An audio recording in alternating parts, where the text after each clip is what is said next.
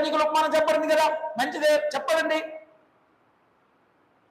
అయ్యా ఆ 10 మంది కన్యకల్లో కాకుండా 5 ఉన్నారు కదా, బుద్ధి గల కన్యకలు 6,000 ఉంచని ప్రార్థన చేస్తాం తప్ప ఎలాగా? వాక్యం చెప్పబడుతుంది, ఉపమానం చెప్పబడింది కాబట్టి బుద్ధి గల కన్యకలు ఉన్నారు కదా, వాళ్ళ నుంచి అయ్యా వారు ఎలాగున్నారో అది మనకు తెలియదు. వారు ఎంత శ్రమ పడ్డారో మనకు తెలియదు. వారు దేని విడిచిపెట్టారో మనకు తెలియదు. వారు ఏ విధంగా మరుగుపరచబడ్డారో మనకు తెలియదు. వారు పొందిన కృప ఏంటో మనకు తెలియదు. ఒకే మాట తెలుసు, ఏం తెలుసు? వారు వెళ్ళిన నుంచి కానీ మనం మారం. ఏంటంటే మనం మారమండి.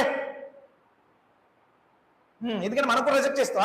ఈ 5 ఏంటంటే 5 రేంజ్ ఏమారు విడబడిన వారండి, వాళ్ళతో మనకు సంబంధం లేదు. ఇది నీ సంగతి ఏంటి? మనకి దేవుడు కృపించాడు కాబట్టి కొత్త మీద సంఘాలు ఉన్నాం కాబట్టి మనం ప్రార్థన చేస్తున్నాం. బ్రదర్ మంచిదే. ఏ విధి ప్రార్థన? అయ్యో 5 వల్ల నుంచి